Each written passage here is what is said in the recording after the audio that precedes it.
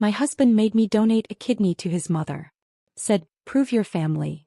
I did the surgery. Saved her life.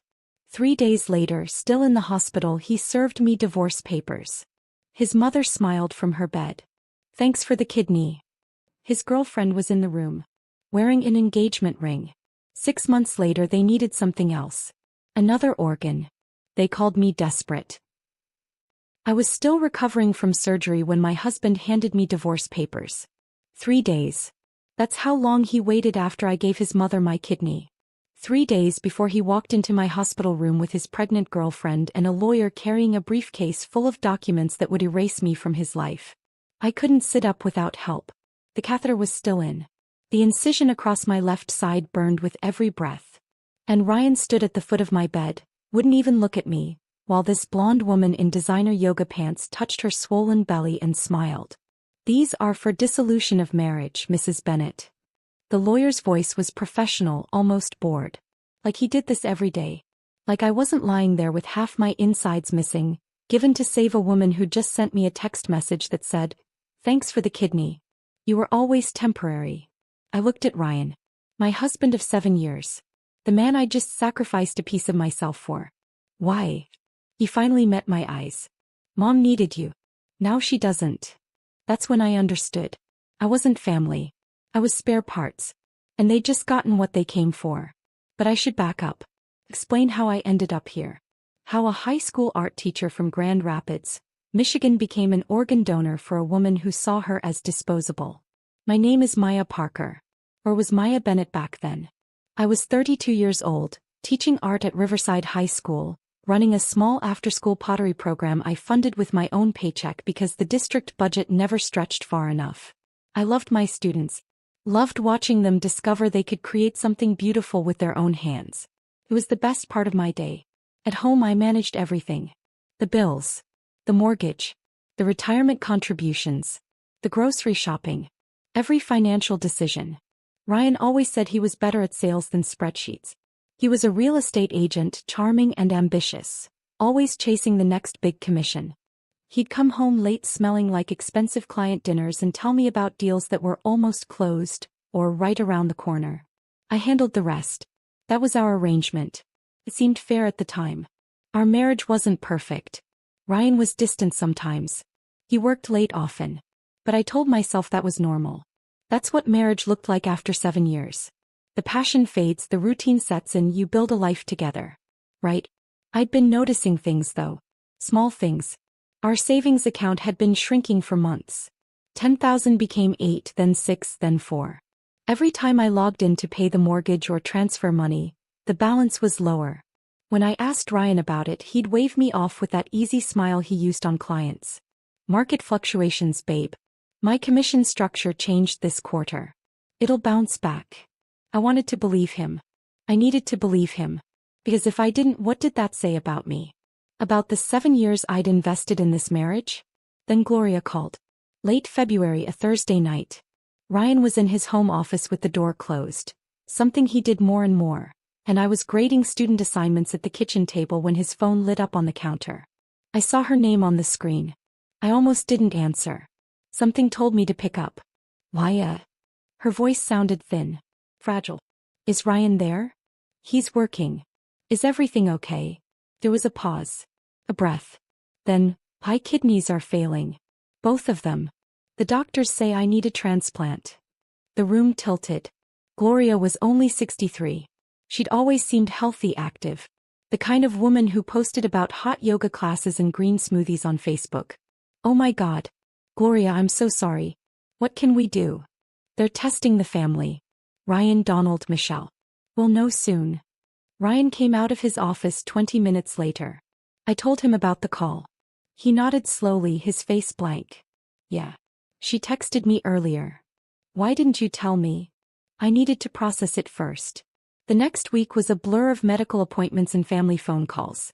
Gloria's kidneys were deteriorating faster than expected. She needed a transplant within months, not years. The whole family got tested.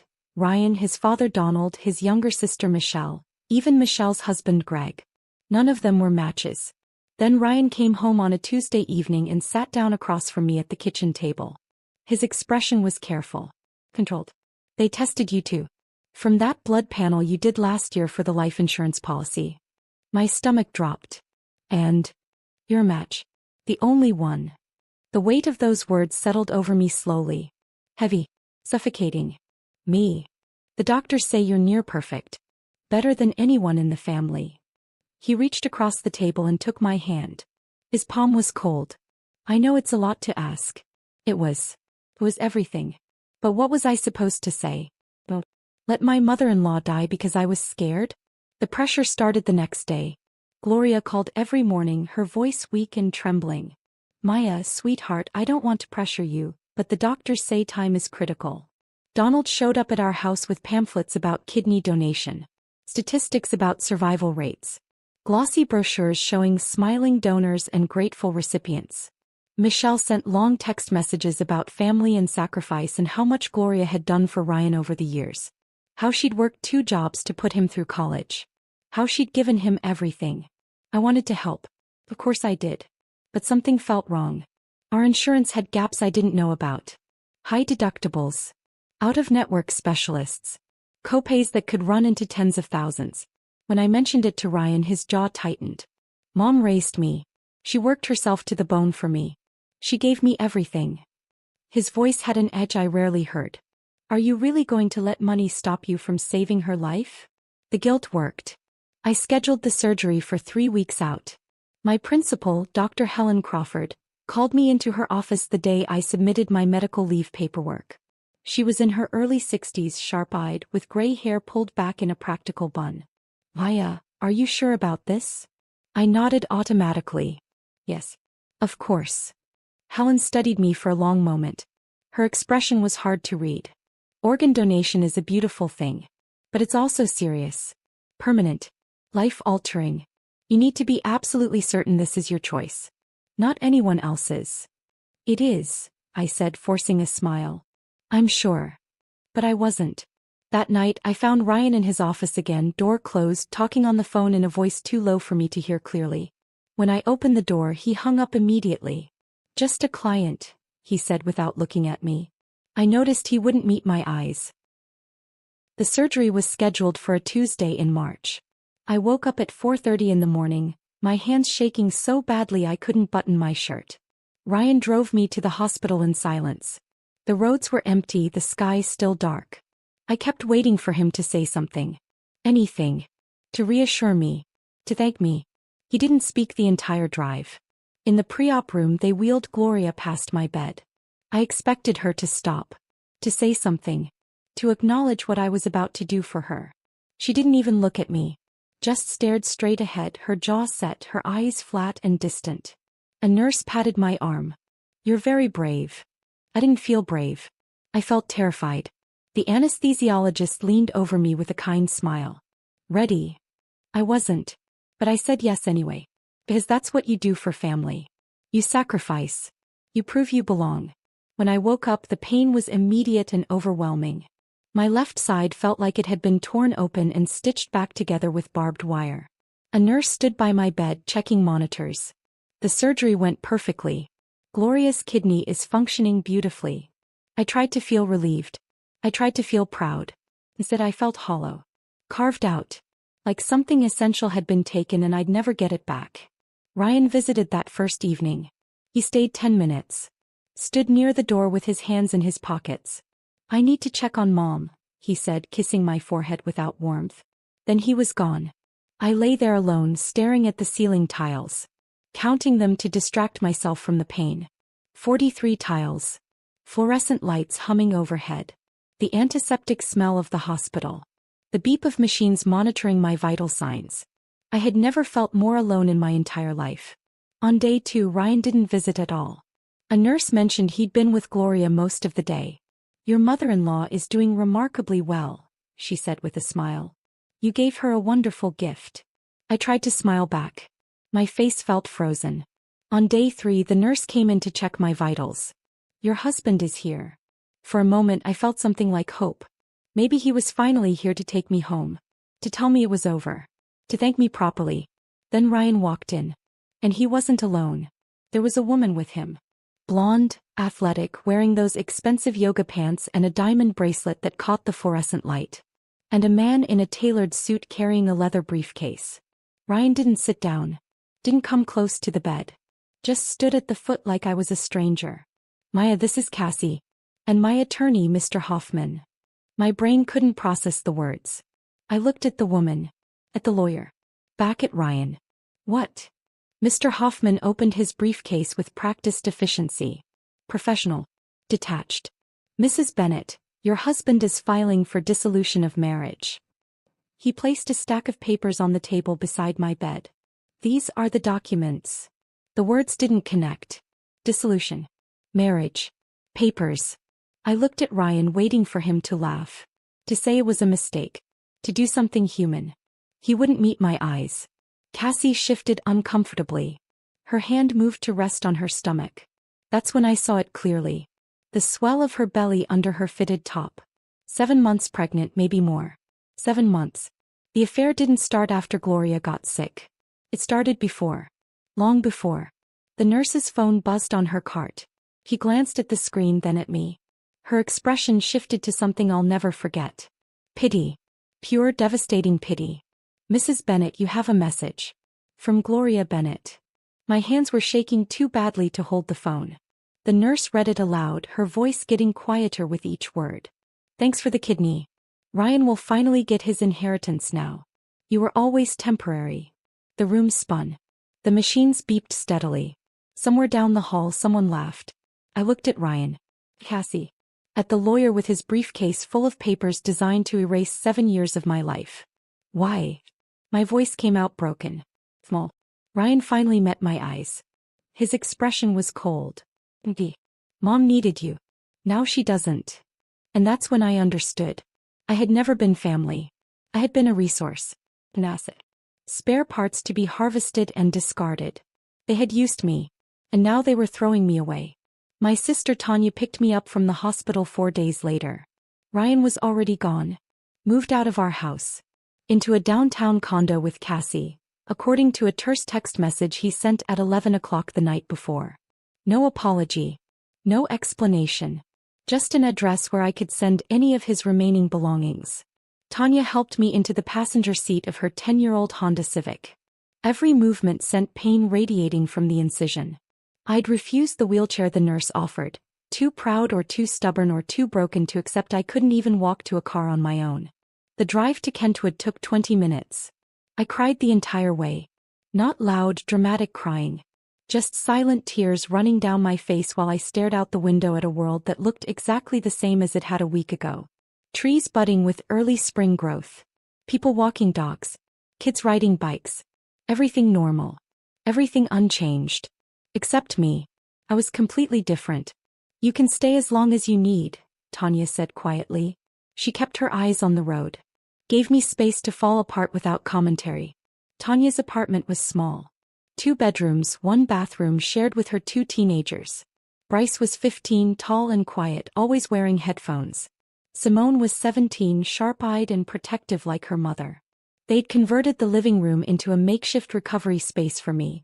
Blankets stacked on the couch, pillows borrowed from their own beds. A folding table set up with water bottles and my prescription pain medication.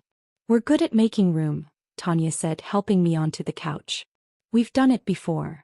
I knew she meant after her divorce 3 years ago, when she'd downsized from a house to this apartment. When she'd rebuilt her entire life on a nursing assistant salary. I should have paid more attention then. Should have learned from her resilience. Instead, I'd been wrapped up in my own marriage. My own carefully constructed denial. The first week blurred together. I could barely move. The surgical incision burned with every breath, every shift of position. I took the pain medication on schedule, but it only dulled the physical pain. The emotional pain was something else entirely. Something no pill could touch. Tanya worked double shifts at a nursing home, 16-hour days that left her exhausted. The kids were at school most of the time. I spent hours alone staring at the TV without actually watching anything.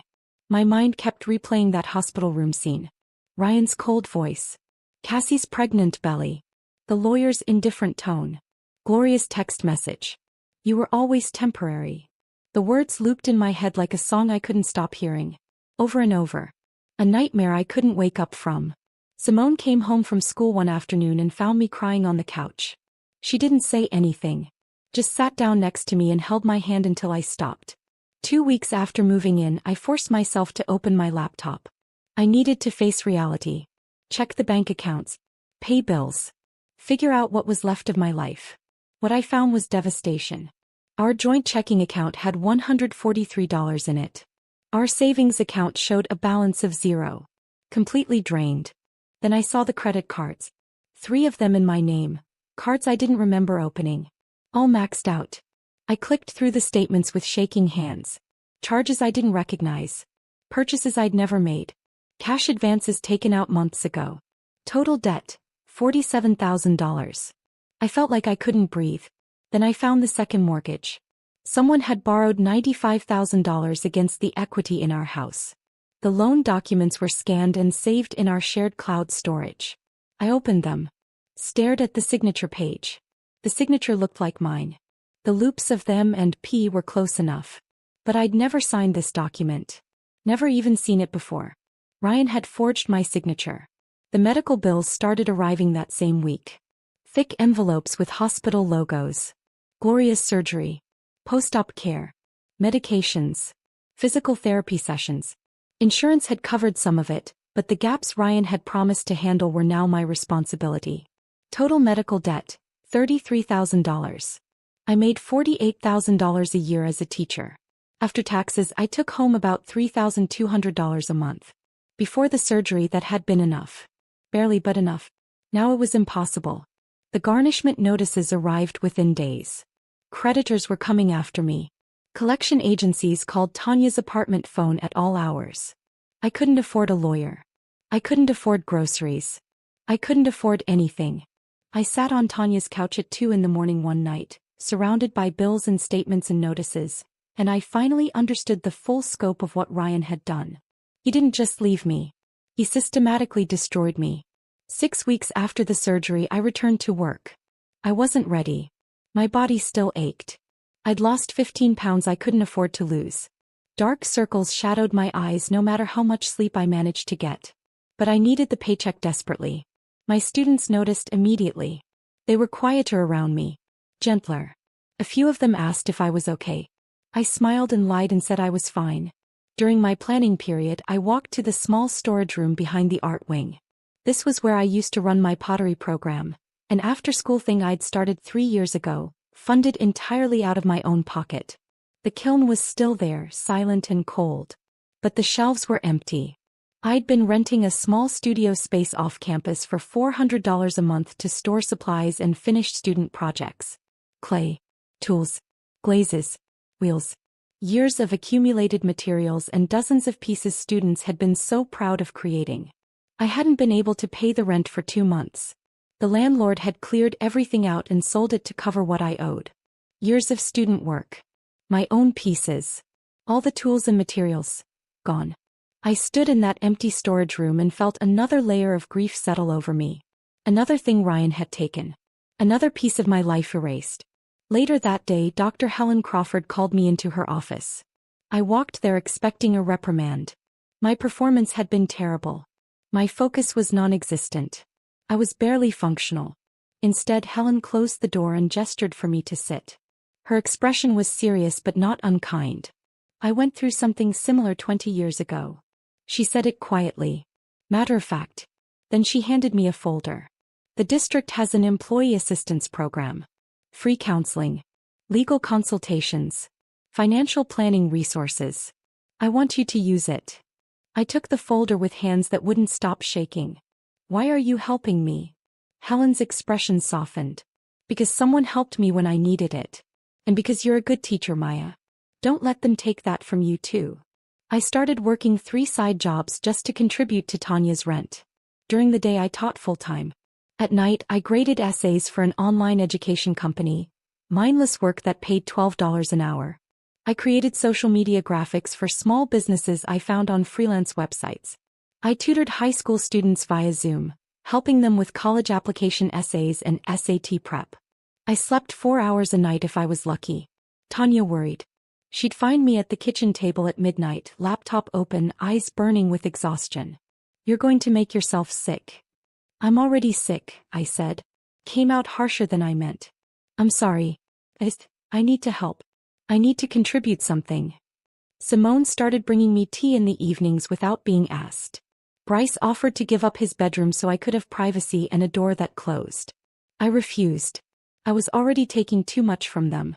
From this family who had their own struggles, their own tight budget, their own lives that didn't need my disaster spilling into every corner. One Saturday afternoon, I forced myself to sort through the boxes of documents from the house. Things Ryan had left behind or hadn't cared enough to take. Old tax returns. Insurance papers. Bank statements from years ago. I wasn't looking for anything specific. I just needed to organize. To feel like I had control over something even if it was just filing papers. Then I found it. A life insurance policy. The paper was crisp, official. I unfolded it slowly. Policyholder, Ryan Bennett. Insured, Maya Bennett. Beneficiary, Ryan Bennett. Death benefit, $250,000. Policy date, January 15th. 2 months before Gloria's surgery. I read it 3 times. My hands went completely numb. The paper slipped from my fingers and drifted to the floor. If I'd died during surgery, if there'd been complications, an infection, a surgical error, anything, Ryan would have collected $250,000.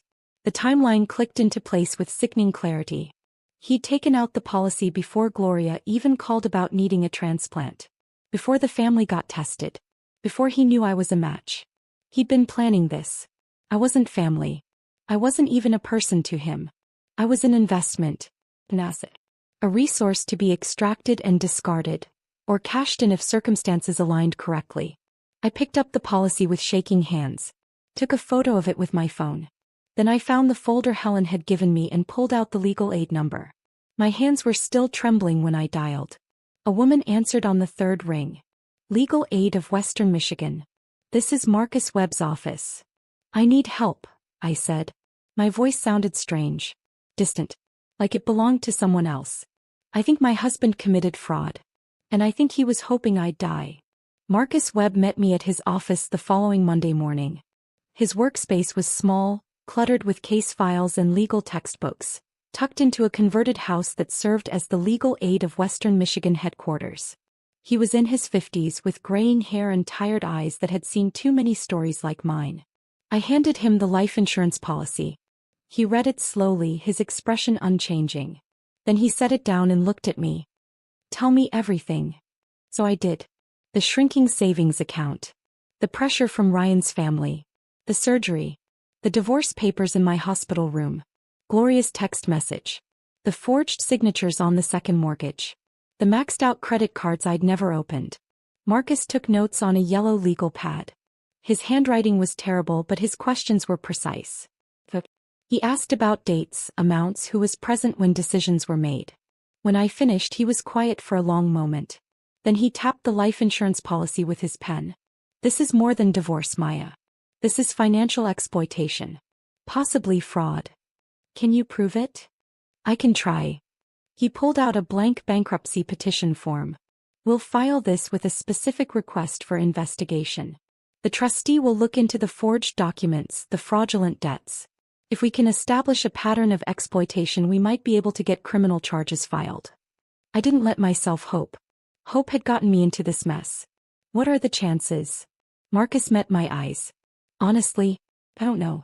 But I've been doing this for 20 years and I've never seen a case this clear-cut. The life insurance policy alone is damning. Combined with everything else, we have a real shot." He filed the bankruptcy petition that afternoon. Then he gave me a card for a counselor, Dr. Patel, who worked with the employee assistance program the school district offered. "You need someone to talk to who isn't a lawyer," Marcus said. "Someone who can help you process this." I started seeing Dr. Patel twice a week. She was younger than I expected, maybe 40, with kind eyes and a way of asking questions that made me think instead of just react. She didn't judge. Didn't pity. Just listened. 6 months passed like that. Slowly. Painfully. But something shifted. I was still living with Tanya. Still working 3 jobs. Still buried in debt that garnished my paycheck every month. But I was functioning. Surviving.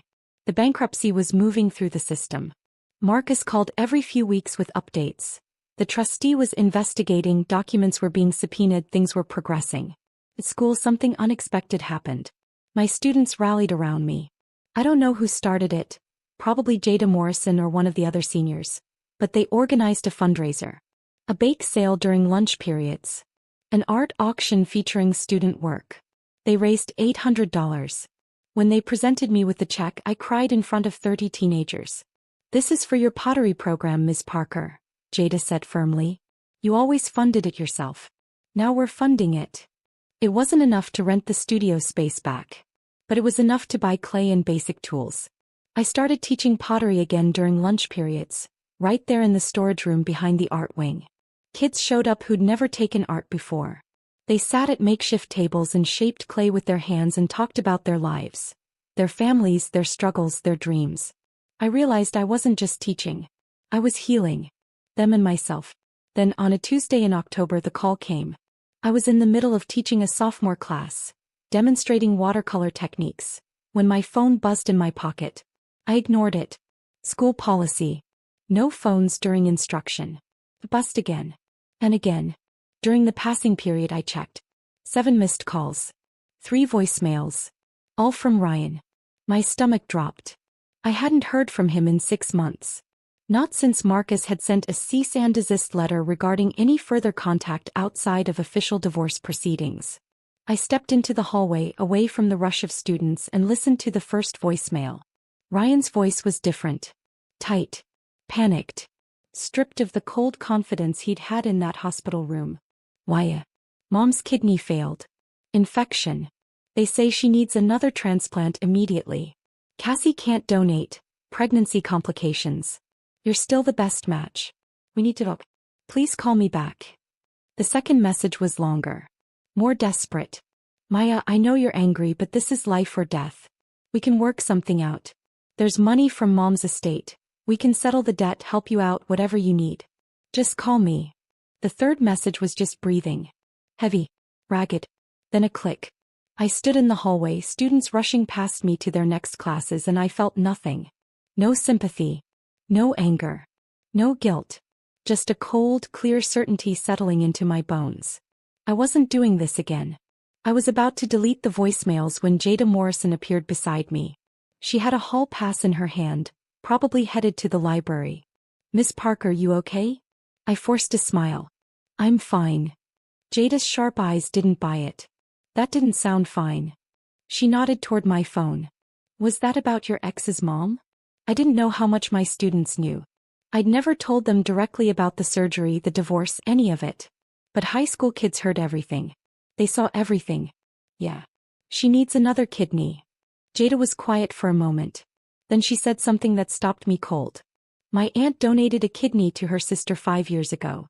She said the doctors tested her for everything, blood, genetics, all kinds of stuff. Did they find anything about you?" I frowned. "What do you mean?" "I mean, my aunt found out she had this rare blood thing that made her like a super donor or something. The doctors told her she could help a lot of people. Did they tell you anything like that?" My mind went blank. Then it raced. The donor screening. The endless tests. Blood draws. Tissue typing. Genetic panels. I'd signed so many consent forms I'd stopped reading them. Been poked and prodded and scanned for weeks. The doctors had huddled in conversations I wasn't part of, speaking in medical terminology I didn't understand. But no one had ever sat me down and explained what they'd found. What made me such a perfect match? "I don't know," I said slowly. "They never told me." Jada's expression shifted to something like concern. "You should find out, Miss Parker. My aunt said it was important. Like really important." The bell rang. Jada hurried off to class. I stood there in the empty hallway, my phone still in my hand, Ryan's voicemails still undeleted. That afternoon, during my planning period, I called the hospital and requested my full medical records from the surgery. They said it would take 7 to 10 business days. I gave them Tanya's address and waited. The records arrived a week later. 63 pages. Single-spaced medical documentation, test results, surgical notes, post-op assessments. I sat at Tanya's kitchen table after midnight, everyone else asleep, and read every word. Most of it was technical jargon I didn't understand. abbreviations, numbers, medical codes. But buried on page 47 in a section labeled Donor Compatibility Assessment, I found it. Patient exhibits rare HLA haplotype configuration, B57-01, DRB103-01, DQB1201, with extraordinary cross-match compatibility across multiple tissue groups. Universal donor potential noted for specific recipient populations. Genetic profile flagged for National Registry consideration. Recommend follow-up counseling regarding donation implications. I read it 3 times.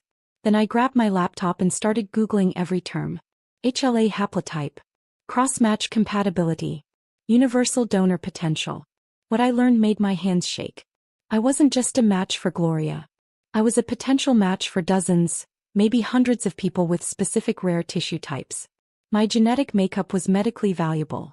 Exceptionally rare. The doctors had known this. They documented it. Flagged it. Recommended follow-up counseling. No one had ever told me. Ryan didn't just marry me. He married a medical goldmine. A walking organ bank. And Gloria didn't just need me. He wanted to keep me in the family as insurance. As a backup plan for future needs. The inheritance Gloria had mentioned in that text message. Ryan will finally get his inheritance now. It wasn't about money. Or maybe it was, but it was also about this. About keeping me accessible. About maintaining control over a resource they saw as theirs. Ryan's family didn't see me as a person. They saw me as spare parts. Renewable. Harvestable. I closed the laptop. Sat in the dark kitchen listening to Tanya snore softly in the next room. The refrigerator hummed. The heater kicked on. And something inside me hardened into steel. I picked up my phone and called Marcus Webb.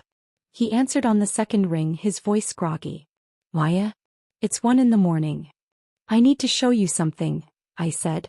My voice was steady. Come. And then I need you to help me make sure they never do this to anyone else. Marcus met me at a coffee shop near the courthouse the next morning. I brought everything. The medical records with the genetic compatibility assessment highlighted. The life insurance policy. Printed copies of every fraudulent credit card statement. The forged second mortgage documents. Bank statements showing the systematic draining of our accounts. I'd organized it all into a folder, chronological, labeled with sticky notes. Marcus ordered 2 coffees and spread the documents across the table. He read through everything methodically, his expression unreadable. He took notes. Asked questions about dates and amounts. Cross-referenced the life insurance policy date against the timeline of Gloria's diagnosis. When he finished, he was quiet for a long moment. Just sat there staring at the life insurance policy, his jaw tight. Then he said, "My wife donated a kidney to her ex-husband's father 12 years ago." I wasn't expecting that. I'd assumed Marcus took these cases because of some abstract sense of justice. Not because of something personal. Marcus stared at his coffee. Didn't drink it. Her name was Rebecca. She was 28. They'd been married 3 years. The father needed a transplant and Rebecca volunteered because she loved him. Wanted to prove she was committed to the family. His voice was flat, practiced like he'd told this story before, but it still hurt. 2 weeks after the surgery, while she was still recovering, he served her with divorce papers. Turns out he'd been cheating for months. She was devastated. He paused. Took a breath. Then the medical bills came. He'd stuck her with all the debt. She couldn't work. Couldn't pay. Lost her apartment. She spiraled. His voice broke slightly. She died by suicide 16 months later. My throat tightened. Marcus, I'm so sorry. He met my eyes. I became a legal aid attorney because of her. I've been looking for a case like yours for 12 years. One with clear evidence of coercion, fraud, and exploitation. The life insurance policy. The forged signatures. The genetic compatibility they never properly disclosed to you. This is what I need to establish legal precedent. He leaned forward. Will you let me fight for you? I didn't hesitate. Yes. Marcus filed an amended bankruptcy petition that afternoon, specifically requesting a fraud investigation. Within 2 weeks, a bankruptcy trustee named Linda Morales was assigned to my case. Linda was in her 40s, sharp-eyed, with the kind of intensity that made people nervous. She was thorough, relentless, and deeply unimpressed by Ryan's paper trail. She subpoenaed bank records going back 5 years. Credit card statements. Loan documents. She interviewed me for hours in a windowless office, documenting every forged signature, every hidden debt, every lie Ryan had told. She asked questions I hadn't thought to ask myself. When did I last see our tax returns? Had I ever signed a power of attorney? Did Ryan have access to my social security number? The second mortgage was the smoking gun. Ryan's signature was legitimate. Mine was not. Linda hired a handwriting analyst who confirmed what we already knew: forgery, clear and deliberate.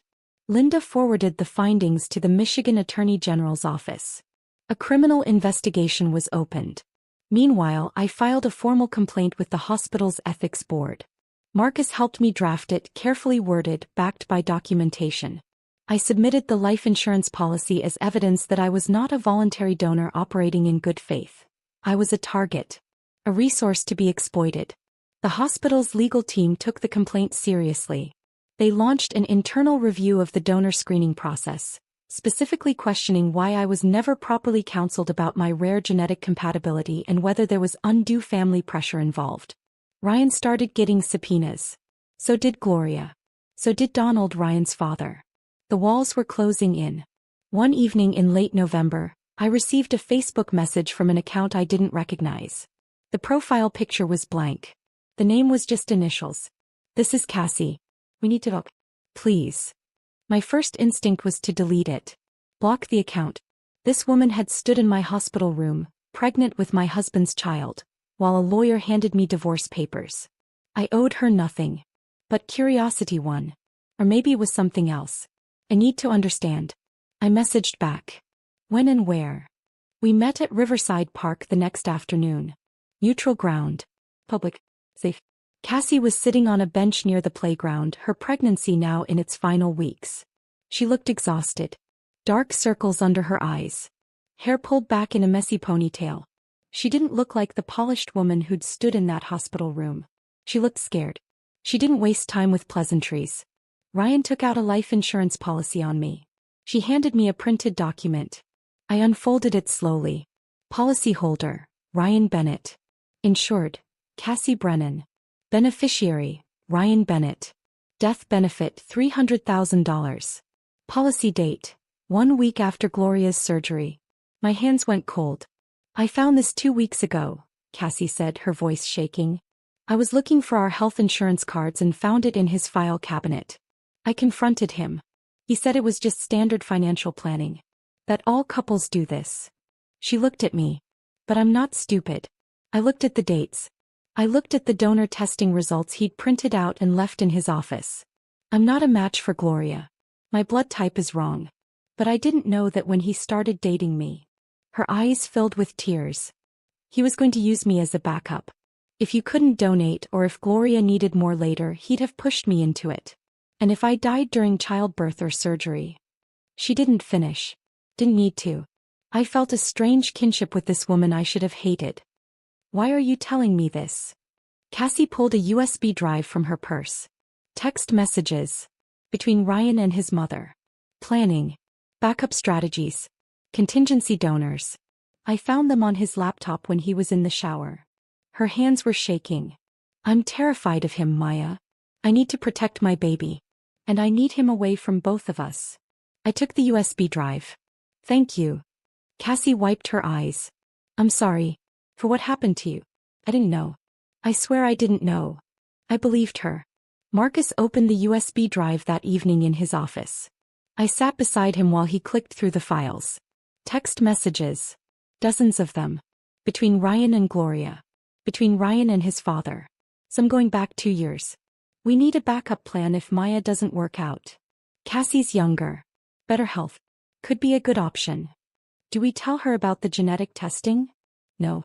Keep it simple. The less she knows, the better. There were spreadsheets. Actual spreadsheets. Comparing potential donors. Medical compatibility. Health history. Financial vulnerability. My name was at the top. Cassie's was second. There were 3 other names I didn't recognize. Marcus's face was white. This is conspiracy. Premeditated exploitation. This is criminal. The forensic accountants Marcus had hired finished their audit of Gloria's finances a week later. They presented their findings in Marcus's office. I sat across from them listening to numbers that didn't make sense. Gloria Bennett was not wealthy. She was drowning in debt. 3 mortgages on 2 properties, the house in Grand Rapids and a condo in Florida that was in foreclosure. Credit card debt totaling $180,000. Medical bills she'd ignored for years. Tax liens. Judgments from creditors. Her estate that Ryan kept mentioning? It didn't exist. Everything she owned was leveraged, underwater, built on borrowed money and lies. Gloria had been running a financial shell game for decades, using Ryan's real estate connections to shuffle assets, hide debt and maintain the illusion of wealth. She'd convinced her own son that there was an inheritance waiting, that his sacrifices would be rewarded. Ryan had believed her. Married me, and probably would have married Cassie next, to secure organ donors because Gloria's lifestyle of excess and non-compliance meant she'd never qualify for a deceased donor kidney through legitimate channels. The infection that caused the kidney to fail? Predictable. Gloria had refused to take her anti-rejection medications properly. Too expensive, she'd claimed, despite spending thousands on trips and designer clothes. She'd destroyed the organ I gave her through pure negligence. And now she wanted another. Linda Morales presented the findings to the Michigan Attorney General's office, along with the text messages from the USB drive, the life insurance policies, the forged documents, the genetic compatibility records the hospital had never properly disclosed. Ryan was formally charged with forgery, financial exploitation, and fraud. Gloria was investigated for insurance fraud and conspiracy to commit fraud. The criminal case moved forward. I sat in Marcus's office after the meeting, staring at the stack of documents that represented the systematic destruction of my life. What happens now? I asked. Marcus leaned back in his chair. Now we wait. The bankruptcy will discharge your debts. The criminal trial will take months, maybe longer. But Maya. He looked at me seriously. You're going to be okay. You're going to survive this. I wanted to believe him. My phone buzzed. Another voicemail from Ryan. I didn't listen to it. I knew what it would say. More begging. More promises. More lies. I deleted it without opening it. Then I walked out of Marcus's office into the cold November air and drove back to Tanya's apartment, where my niece had saved me dinner and my nephew had left a note on the fridge that said, "You're braver than you think." I wasn't sure if that was true, but I was still here. Still fighting. Still refusing to give them anything more. That had to count for something. Ryan called me one final time. It was a Friday afternoon. I was in my classroom cleaning paintbrushes after school when my phone rang. I didn't recognize the number, but something told me to answer. I put it on speaker. Marcus was still in the building. We'd planned to meet about the upcoming trial, so I texted him to come to my classroom. He arrived just as Ryan started talking. Why? His voice was different. Broken. Desperate. Stripped of every trace of the cold confidence he'd had in that hospital room. Please. I know I hurt you. I know what I did was wrong. But my mother is dying. She needs you. Just this one thing and I'll never ask you for anything again. We'll settle everything, the debt, the divorce, all of it. I'll give you whatever you want. Please. Marcus stood by the door, arms crossed, listening. I was silent for a long moment. Then I said calm and clear, no. No. Ryan sounded genuinely shocked. Like the concept of me refusing him was incomprehensible. Why, she'll die. That's not my problem. My voice didn't waver. Didn't break. You took my kidney, my money, my home, and my dignity. You forged my signature. You took out a life insurance policy hoping I'd die. You turned me into a commodity. I gave your mother 1 kidney. She destroyed it through her own negligence. I'm not giving her another. You're killing her. No, Ryan. You are. You and Gloria made your choices. You lied. You manipulated. You exploited. Now live with the consequences. I paused. Don't call me again. I hung up. Marcus placed a legal document on my desk. Sign this. It's a formal refusal of donation request, protecting you from any future legal claims that you abandoned Gloria or acted with malice. You're asserting your bodily autonomy. I signed without hesitation. 2 weeks later, Ryan was arraigned on fraud charges. He pleaded not guilty. His attorney argued that the forged signatures were misunderstandings, that the life insurance policy was standard financial planning, that everything could be explained. The judge set trial for 8 months out. Gloria survived on dialysis. She was placed on the transplant list, but her history of non-compliance, the missed medications, the refused follow-up appointments, the infection she'd caused through negligence, made her low priority. She'd wait years for a kidney if she ever got one at all. I didn't feel guilty. I felt free. My bankruptcy was discharged 4 months after filing.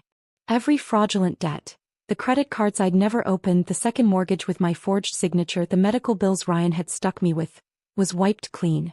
I didn't get rich. I got free. My credit score was destroyed. It would take years to rebuild. But I didn't care. I was alive. I was employed. I had Tanya, Bryce, Simone, my students, and a future that wasn't buried under Ryan's lies. Marcus didn't charge me a single cent. When I tried to pay him something, anything, he refused. My wife didn't get justice, he told me on the courthouse steps after the discharge hearing. His eyes were distant, remembering. But you did. That's enough for me. I hugged him. This quiet man who'd fought for me when no one else would. Who'd seen his wife's story and mine and decided it wouldn't end the same way.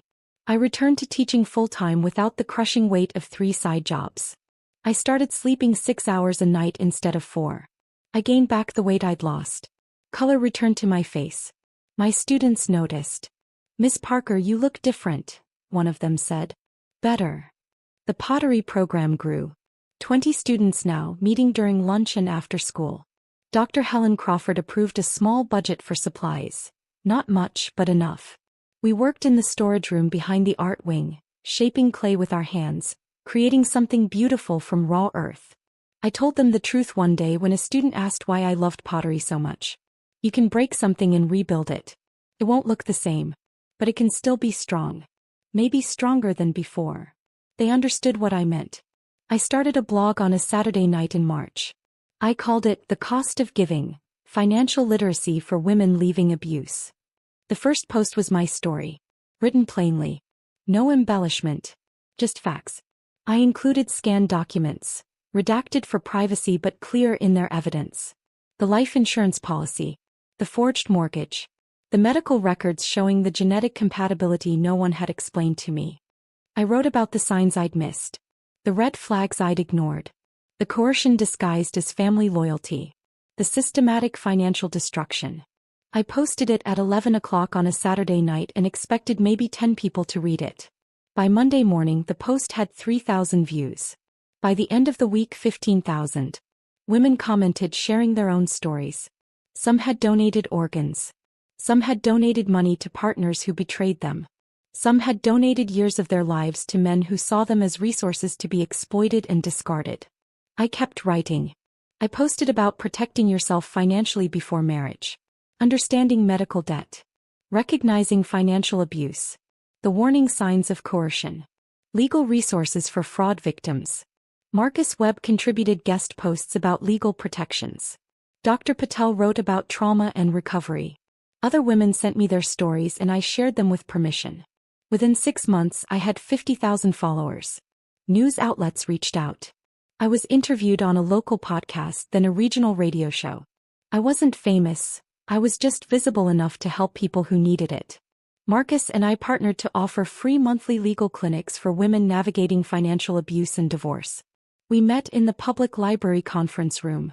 Sometimes 5 women showed up. Sometimes 20. Every single one of them mattered. 2 years after the divorce, I received a letter from the hospital. I opened it at Tanya's kitchen table on a Tuesday morning. The letterhead was official. My hands shook as I read. My rare genetic compatibility had been added to the National Organ Donor Registry, not for living donation but for deceased donor coordination. If I ever died, my organs could save multiple lives. But that wasn't all. The letter explained that my genetic profile had already been used, with my permission, granted through proper consent this time, to match 3 transplant recipients with deceased donors who shared similar rare markers. A single father in Ohio. A college student in Illinois. A grandmother in Indiana. My genetic information had helped save them. I didn't give them my organs. But my existence in the database helped doctors make connections they wouldn't have found otherwise. I read the letter 3 times. Then I framed it. Not because I was proud, though I was, but because it reminded me of something essential. What I gave was my choice now. On my terms. With full consent. With dignity. Jada Morrison graduated that spring. She earned a full scholarship to Howard University for pre-law. At graduation she found me in the crowd and hugged me tight. I'm going to study medical ethics because of you, Ms. Parker. I'm going to protect people like you. I attended the ceremony with Tanya, Bryce, and Simone. We took pictures together, laughing. A family built not from blood but from survival and love. Dr. Helen Crawford pulled me aside after the ceremony. I never told you the whole story, she said quietly. 20 years ago, I donated a kidney to my ex-husband's brother. He divorced me 3 weeks later. I lost everything, my home, my savings, my sense of self. I rebuilt my life by going back to school, getting my doctorate, moving into administration. I recognized you the moment you came back to work after surgery. I saw myself. My eyes filled with tears. You've been mentoring me this whole time. Helen smiled. Someone helped me when I needed it. I'm just passing it forward. That night I went home to Tanya's apartment. Still small. Still cramped. But full of life and laughter and safety. I opened my laptop and wrote a new blog post. The title, What We're Worth. I wrote about Ryan chasing an inheritance that never existed, losing everything in the process. I wrote about Gloria building a life on borrowed money and lies, ending up alone on dialysis with a transplant list that might never call her name. I wrote about myself, losing everything, and building something real from nothing. I wrote, they thought I was worth a kidney, worth a signature they could forge, worth a life insurance payout if I died on the operating table. But they were wrong. I'm worth more than what they could take from me. I'm worth what I choose to give. On my terms. To people who deserve it. To causes that matter. That's the difference between us. That's what we're worth. I posted it. Then I closed the laptop, made tea and sat with Tanya on the couch. We watched a movie. We laughed. Outside, the Michigan winter was brutal and cold. But inside it was warm. I had survived. And survival, I'd learned, was its own kind of revenge. Not the dramatic, destructive kind. The quiet kind. The kind that meant waking up every morning and choosing to keep going. The kind that meant helping others so they didn't have to suffer alone. The kind that meant building a life worth living from the ruins of what was taken. Ryan lost everything chasing something that never existed. I lost everything and built something real. That's what we're worth.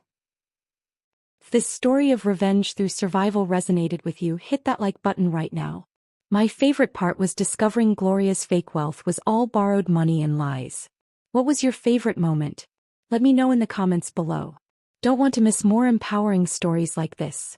Subscribe and hit that notification bell for instant updates.